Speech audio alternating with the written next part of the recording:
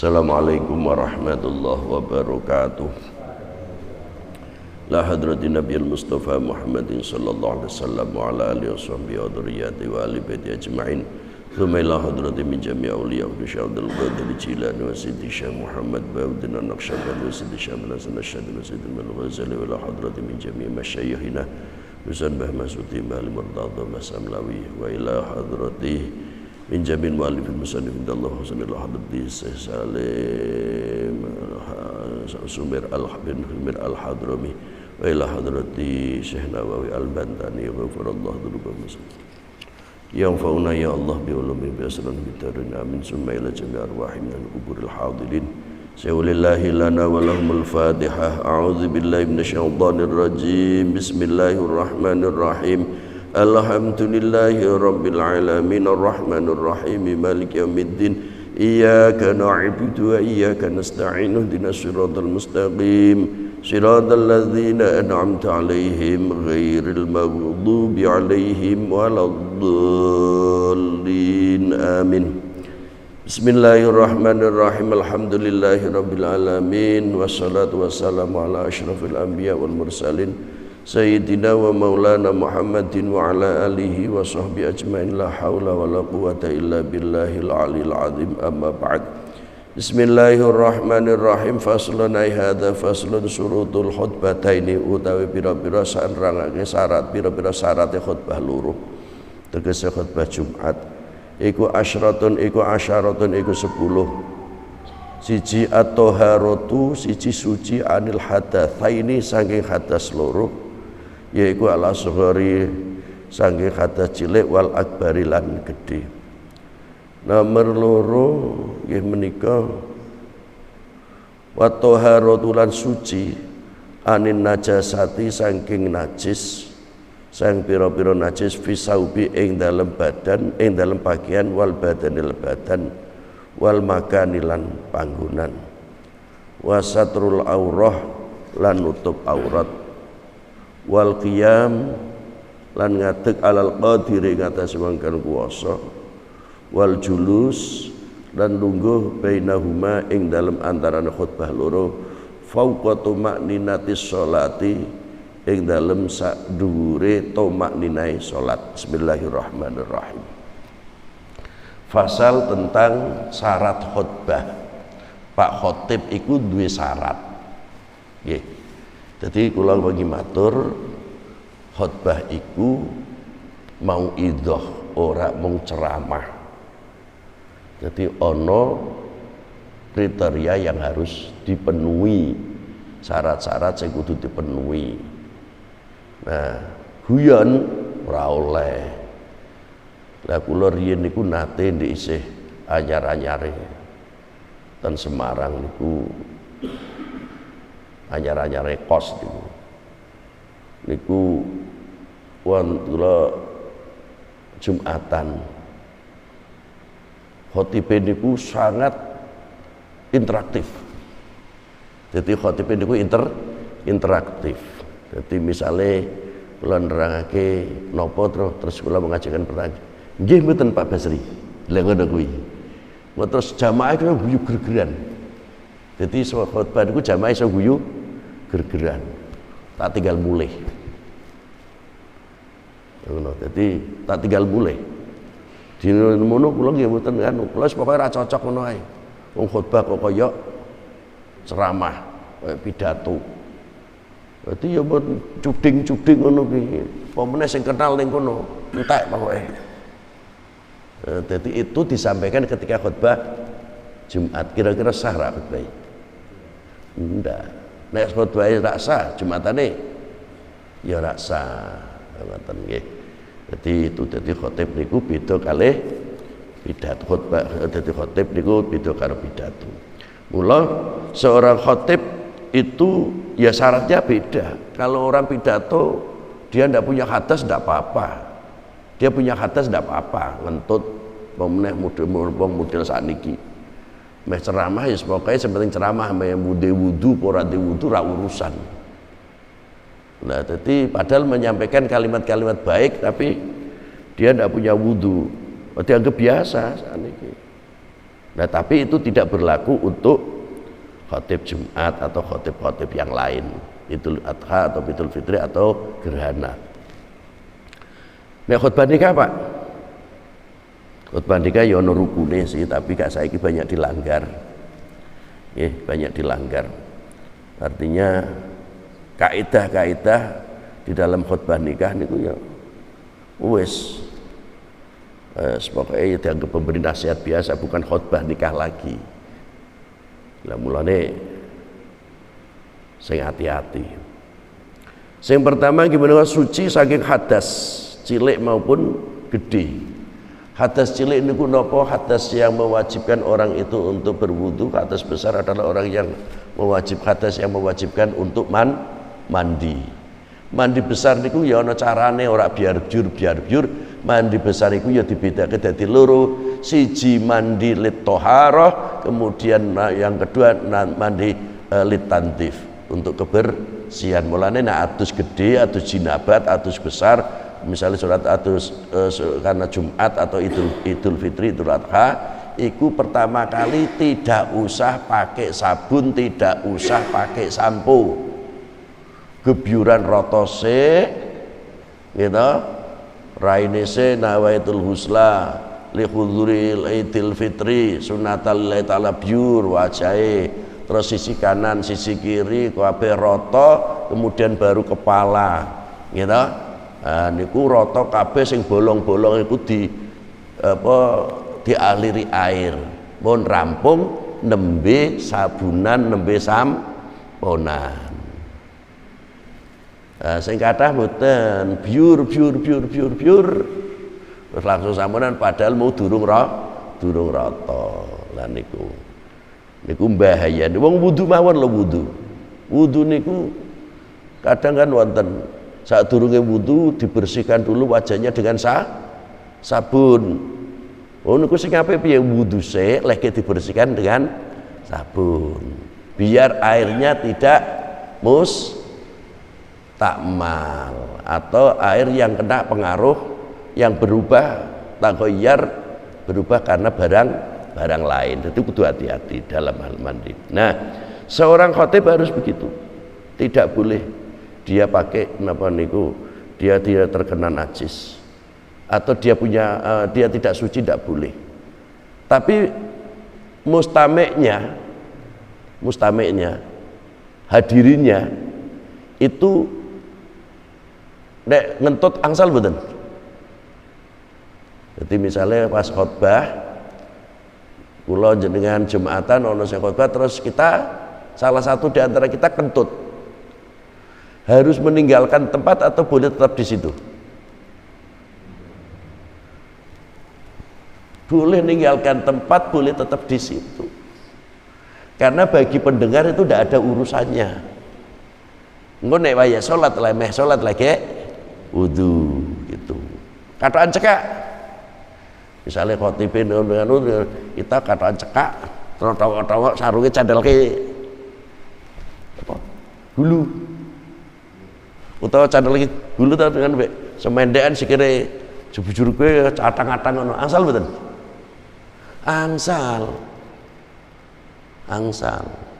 Khotibe ning ngene misale ten masjid mriki awak dhewe ngrungokake karo ning lawange Pak Darmono kono tongo-tongo ambek kataan cekak, angsal mboten? Angsal. Karena dia tidak khotib. Ngoten nggih. Jadi dia tidak khotib maka bebas. Tapi begitu sholat ya syaratnya terus dipenuhi, dia harus punya wudu, menutup aurat dan lain sebagainya gitu. Nah niku sing nomor loro wa thaharatu anin najasah.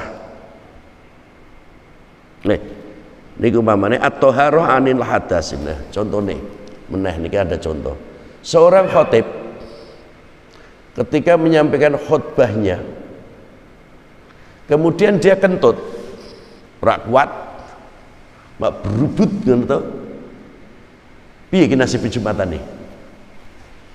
Ayo, apakah batal Jumatannya atau bisa diganti khotib lain, atau orangnya khotib itu harus turun lari kemudian berwudu balik lagi? meneruskan atau mengulang dari awal. Niki tahun numpun mboten khotib terus maaf saya kentut silakan dilanjutkan, tahu tumpun mboten rak tahu tetap isin khotib amatir kok. Jadi dia daripada malu lebih baik dosa karo Gusti Allah ngono ne ana sing ngono kuwi lho wani wong rencang kula mawono kendel khotbah id ping pindho kendel to ya wingi khotbah misalnya hari pertama khotbah salat id sesuk khotbah meneh salat id meneh alasane khotibe kurang ra ono cek khotbah kowe sing ora paham hukum mung pikir golek duit tok. Ketika seorang khotib itu menyampaikan khutbahnya adalah dia berhadas karena kentut misalnya, maka ada beberapa pilihan. Satu, mempersilahkan yang lain untuk menggantikan posisinya. Nah, monggo, tapi cepat. Dia harus tahu yang disuruh ya cepat kayak wong salat ngoten niku lah. Langsung disuruh langsung ngadeg ngoten. Seandainya itu yang terjadi, pilihan pertama itu, maka yang menggantikan itu langsung melanjutkan. Misalnya tadi sudah ayuhan nas ittaqullah haqqa tuqatih wa la tamutunna illa wa antum muslimun. Terus silakan. A'udzu billahi minasyaitonir rajim. Bismillahirrahmanirrahim. Wal 'asri innal insana lafi khusrin illa alladzina amanu wa 'amilus solihati wa tawassaw bil haqqi wa tawassaw bis sabr. Hadirin yang dimuliakan Allah, mari lirah lah itu. Tidak usah mengulang lagi alhamdulillah, melanjutkan bisa gitu. Kemudian khatib segera napa menika? Khotib segera lari mencari air wudhu dan kembali lagi melanjutkan.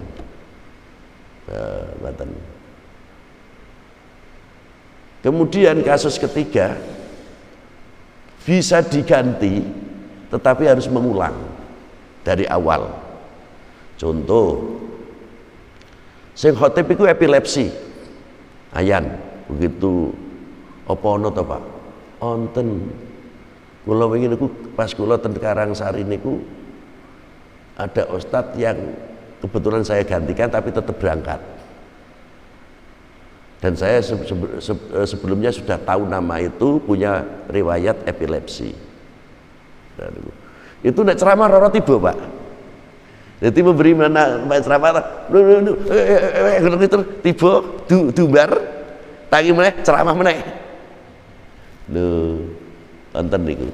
Lah ngono ya dinggo ya jarine mesake wis ben lah sak iso-isone no jamaah sing apian kuwi. Nek jamaah kene tinggal melayu ora usah wong ayan dinggo misale kan niku tetep dipakai. Jadi mesake biyen tidak sering kumat. Jadi nek ora entuk job ngono iku sering kumat Pak, mlaku tiba ayan sik ngoten niku. Napa-napa atine seneng ora. Nah niku. Jadi ketika khotibnya itu epilepsi atau ayan niku mau, kemudian diganti, ini ya harus mengulang dari awal. Jadi saka ngadeg alhamdulillah. Terus Allahumma sholli ala sayyidina Muhammad. Terus kemudian ayuhan nas ittaqullah dan seterusnya niku. Kemudian suci dari najis, baik itu pakaian, tempat maupun pakaian badan. Nah, termasuk hal yang ada hubungannya dengan tangan, ada pakaian dan lain sebagainya. Contohnya, khotib itu kan kadang pakai tongkatnya. Kok tongkatnya itu kok mengandung najis? Mungkin ana apa ku jenenge cecak, kemudian dinggo nyublos tuak ana getih ana bangkene ning kono dinggo Jumatan rasa. Tapi sing sering niku ngeten, banyak masjid yang bersih, banyak masjid yang bersih depan bersih, tempat bersih wangi, ning tempatnya khotib itu kotor. Ini tidak satu dua yang saya kunjungi, hampir semua termasuk Darussalam. Nggih. Jadi mimbar itu adalah tempat sampah atau tempat penyimpanan. Orang ini tok lho, yakin tenan aku ora ngepusi. Jadi kula niku sampai astagfirullahaladzim, nyamuk ini wah kayak karuan. Tapi perform yang depan itu wah luar biasa lah. Jadi khotib itu cokot nyamuk Pak. Wah jentol-jentol. Wis ana kertas, ana tetek bengek nggur sorok-soroknya tadi kita. Banyak sekali. Kurang mungkin itu. Nek kene aku numplar atau tinggu. Lah aku tinggu ben Jumat kok. Ana wedang ya ning kono, gelas kosong ya ning kono. Ana surat terbuka, surat apa-apa ya ning kono kabeh.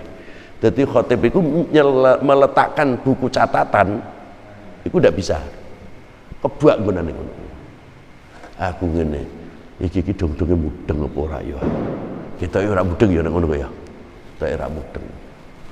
Depan tuh apik banget. Nah niku. Terus telek cecak niku telecek niku. Aku ngene bismillah aku tak pilih nggone. Mimbar niku ya ada telek cecake, pirang-pirang. Piye jal. Lah ngoten niku pripun Pak? Ya saya ndak pegang. Saya ndak pegang, ndak mau pegang, seandainya saya pegang ya tempat yang lain saja. Terus korsine, kalau korsine ya milih to. Lho niku terjadi. Nggih, itu terjadi. Lah iku sing kadang-kadang dadi bingung ngono. Padahal Jumatan itu khutbah adalah bagian dari sholat, pengganti 2 rakaat dari sholat. Ngoten. Jadi sing khotib itu ternyata ya ana rukune niat jadi menyampaikan khutbah niku. Wa satrul aurat, lan nutup aurat.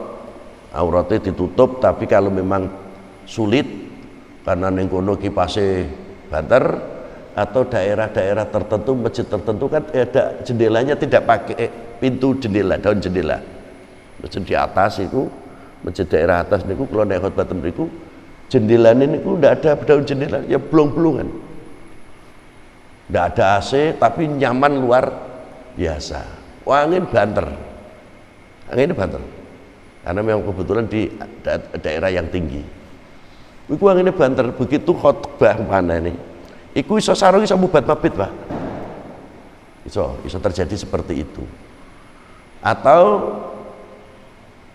di beberapa tempat niku kasih kipas blower. Kipas blower modelnya ora ditabrake utawa tidak dikecilkan, jadi muter-muter jadi sampai sarungnya khotib iku iso mubat mabit. Tapi mubat mabit kan berarti tidak mubat tok kan. Orang ini terus kan berarti mubat mabit juga kadang sorono, kadang sok, rene kadang nutup, kadang ora. Nek sing ngoten mboten napa niku nggih. Tuh, terus di mau. Wal qiyam 'alal qadir, khatibe iku ngadeg. Khatibe iku ngadeg. Lah kenapa ngadeg? Sebagai miniatur orang sholat. Mula kon ngadeg, gerakannya khotib juga harus menunjukkan orang yang seperti orang sholat yang khusyuk, enggak tinguk. Kalau dia itu nanti tidak mampu ya boleh duduk. Kalau dia duduk ya tidur. Jadi menyampaikan khutbah dengan tidur. Iku sing gendeng jamaah apa ora mudeng ning kono ora ana wong sing pinter kuwi tok ya. Tapi hukum tetap mengatur begitu. Nah, jadi diperbolehkan khotib menyampaikan khutbah dengan cara berdiri bagi yang mampu. Bagi yang mampu. Kalau tidak mampu ya dengan duduk. Menjadi bermasalah ketika ada peristiwa duduk di antara 2 khutbah. Bagi khotib yang tidak bisa berdiri, yang tidak bisa berdiri, maka bagaimana membedakan berdirinya, duduknya dia dianggap berdiri dan duduknya duduk di antara 2 khutbah. Dia tidak bisa berdiri, Otomatis menyampaikan khutbahnya dengan duduk. Nah, pada saat duduk di antara dua khutbah kan dia tetap duduk. Lagi bedakannya gimana? Apa imamnya harus berdoa? Berdoa terus? Ternyata boten. Yaitu dia harus menahan nafas sepanjang mungkin sehingga dia tidak kuat. Loh, boten. Nahan nafas sampai ora kuat. Itu sebagai gantinya duduk di antara dua sujud. Nah niku. Ning sing terbaik khotibe diganti. Goleke sing iso ngadeg. Meskipun boleh, tetapi yang terbaik adalah dicari ganti. Kemudian yang terakhir untuk pertemuan kali ini adalah wal julus bainahuma fauqa tuma'ninatis shalah. Duduk di antara dua khutbah sepanjang selama di atas tumakninahnya orang salat. Yaiku napa? Nek tumakninah wong salat iku napa? Baca sekitar bacaan subhanallah. Itu boleh lebih dari itu. Lah, di situ adalah tempat mustajabud dakwah. Donga sing mandi. Ning kono maka diperintahkan untuk berdoa. Jale muadzine ngomong Allahumma shalli wa sallim wa zid wa an'im wa tafaddal wa barik bi jalalika wa kamalika ala sayyidi ibadik sayyidina wa maulana Muhammad wa ala alihi wa sahbihi wa sallim wa radiyallahu tabaraka wa ta'ala an kulli sahabati rasulillahi ajma'in. Itu surat panjang. Lah di situ agak panjang, maksudnya apa? Jamaah dipersilahkan berdoa. Khatib pun tetap diperintahkan berdoa. Kemudian doanya seperti apa? Ahmad Rasulullah, Muhammad Rasulullah, Ahmad Rasulullah, Muhammad Rasulullah, Ahmad Rasulullah, Muhammad Rasulullah. Pengen telu kena, pengen lima kena, pengen itu kena. Jadi itu ada apa? Ahmad Rasulullah, Muhammad Rasulullah, Ahmad Rasulullah, Muhammad Rasulullah. Bakdo niku kok ijeh muat nggonane apa khatibe delalah rada toleran. Qul radhiyallahu tabaraka wa ta'ala an kulli sahabati rasulillahi ajma'in. Khatibe jeh meneng jeng angkat tangan. Jenengan boleh teruskan berdoa. Doa apa? Sesukamu. Bahasa Arab, bahasa Indonesia, bahasa Indonesia kena, bahasa Jawa kena. Nggih. Donga napa terserah. Pak lah kula niku wong wedok rak melu Jumatan meluan donga. Jadi begitu ana khutbah kedua, barakallahu li wa lakum fil Qur'anil azim wa nafa'ani wa iyyakum bi sunnati man aqulu qouli hadza fastaghfirullaha ghafurur rahim. Terus niki muadzine ngomong Allahumma salli ala sayyidina Muhammad wa ala ali sayyidina Muhammad. Kan ana ta sing ngono tok ta? Ana. Iku penyelenggara Jumatan rak cerdas. Jadi momentum, tempat, waktu, doa yang mustajab tidak diberi kesempatan. Mula sing ape niku Allahumma shalli wa sallim wa zid wa an'im wa tafaddal wa barik bi jalalika wa kamalika ala sayyidi ibadik sayyidina wa maulana Muhammad kadawah wa ala alihi wa sahbihi wa barik wa sallim wa radiyallahu tabaraka wa ta'ala an kulli sahabati rasulillahi ajma'in. Ana sing digawe apik pinter lagu dawa, sing donga iso cetha iso dawa iso semakin terpenuhi. Ngoten. Iki ngoten nek kula nek donga ngoten Ahmad Rasulullah, Muhammad Rasulullah, Ahmad Rasulullah, Muhammad Rasulullah, Ahmad Rasulullah, Muhammad Rasulullah. Allahumma ya muyassir kull asir yassir alaina kull asir fataisirul asir alaika yassir hajatuna ilaika kathir anta alim wa basir bi rahmatika ya arhamar rahimin. Kadang kaya ngono, kadang ya wali qulub sabit qalu ya Allah, kadang ora ngono, kadang Allahumma ij'alna wa auladana wa mutalimina mu'minin muslimin dan seterusnya. Kadang ya ora ngono, sak senengku. Sesuai dengan kebutuhan lah niku. Neng kula tonton tidak banyak sekarang, kecuali wong awon desa tahu Jumatan ning desa, wong desa pindah kota, kemudian Jumatan begitu khutbah kedua ki mbake ngangkat tangan. Terus ngono. Begitu Allahumma ighfir ya beda ku asli desa, isa wis tahu Jumatan ning desa, ning kutha Jumatan ku ketok.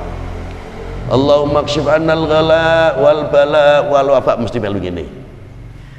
Tapi nek sing kutha asli ora tau ngaji Allahumma ighfir ya ngene tok. Cangkeme muni amin omah. Lho, lah ngono donga kena amin ora dicangkem-cangkemke ndak kurang ajar. Ya toh. Jadi tidak mau. Diperintahkan Allahumma ighfir karena itu rukun, harus keras, didengar minimal 40 orang, sing krungu ya amin. Kan wonten mantel-mantel. Oh, payah. Pemerintah kan Allah makshif anal ghala wal bala, Allah makshif anal ghala wal bala wal waba. Allah. Jadi wonten dua cara. Nek imame Allah makshif anal ghala niku kon ngene. Ya ta. Tapi nek Allah madfa anal ghala kon ngene. Jadi redaksinya beda. Jadi ini orang khutbah khutbah Allah madfa anal ghala wal bala kok ngene. Hormate mudeng. Ora apa-apa tapi nek Allah makshif anal ghala niku ngene, nek Allah madfa niku tetep ya biasa. Iku padahal didongakake apik tapi ya mun biasa menteleng tok. Amin mah menteleng tok. Dadi kuatah Pak saniki nek nang kene mungkin ora tapi nek jenengan seperti saya berkeliling niku tangane didugem ngene, untuk ngono ku tangane ngene. Mbek menteleng khotib ngono. Aku ngene iki kudu napa aku no. Khotib rak salah kok pentelengi. Nah niku dadi panjenengan ketika duduk di antara dua napa niku duduk di antara dua khutbah itu adalah suatu rukun yang harus dilakukan oleh seorang khatib. Kalau dia Pak seandainya dia tidak duduk Pak, lah masalahnya apa ora duduk? Dia bisa berdiri tapi tidak bisa duduk. Ana ora? Ana. Iso ngadeg tapi kadung ngadeg suwe dia ndak bisa duduk. Bisa. Oh kalau dia tidak bisa duduk maka dia harus diam, berdiri di situ, tahan nafas sampai dia tersengal. Oh, kalau memang dia tidak bisa duduk. Tapi kalau dia bisa duduk, tidak mau duduk, maka khutbah tetap dipandang baru satu kali. Oh, jadi dia tidak duduk, ngadeg terus. Barakallahu li wa lakum fil Qur'anil azim wa nafa'ani wa iyyakum fi siratal muwahhidin aqulu qali hadza fastaghfiruhu innahu wal ghafurur rahim. Dia tetap berdiri. Imam muadzin wa radhiyallahu tabaraka wa ta'ala oleh sahabati Rasulillah ajmain, dia tetap berdiri. Kemudian dia mengulang lagi alhamdulillahirabbil alamin dan seterusnya. Tetap dipandang khutbah pertama dan kedua dipandang sebagai satu khutbah. Gelem rak gelem ya dipaksa lungguh kalau dia normal, karena duduk adalah pembeda antara khutbah pertama dan khutbah kedua. Jika dia tidak mau duduk, khutbah pertama dan kedua tetap dipandang sebagai satu khutbah. Kok dipaksa kemudian dikomati, Jumatane ora sah. Paham ya? Tapi belum tahu tuman ya, belum tahu tuman. Tapi nak sholat id gimana? Ayo, kalau sholat id tidak menuntut duduk di antara dua sujud. Jadi sholat id itu khutbahnya sekali. Kok di sini dua kali Pak? Mengikuti ke pola Jumat. Jumatan. Jadi nek sampean khotbah di beberapa tempat itu hanya sekali. Jadi begitu selesai dia berceramah, kemudian doa, berdoa, wala dzikrullahi akbar, Allahu akbar, Allahu akbar. Jadi bar khotbah maca takbiran. Ah, iku ya kita ora tau ngaji. Ya ngono. Dadi kudu hati-hati kita. Dadi bar khotbah Idul Fitri loh ya. Meneng wae. Allahumma sholli ala Muhammad. Karena apa? Karena napa niku takbir muqayyadnya itu hanya sampai dengan apa diselenggarakan sholat. Sedangkan takbiran untuk Idul Adha itu harus ada sebab muqayyadnya. Habis sholat, oh ngoten niku, baru boleh bar asar, bar sholat, Allahu Akbar dan seterusnya. Jadi nek khutbah Id itu boleh hanya sekali, begitu donga rampung, tidak duduk. Kula nate diundang ning ngene suatu tempat khutbah yang hanya sekali. Ning kula khutbah 2 kali. Ya duduk gak kok, Pak. Kula barakallah terus kula lungguh. Tapi kula sadar, oh dingkene sepisan tok. Aja lu ngadeg meneh ya kadung ya kadung-kadung ya mulai meneh alhamdulillah.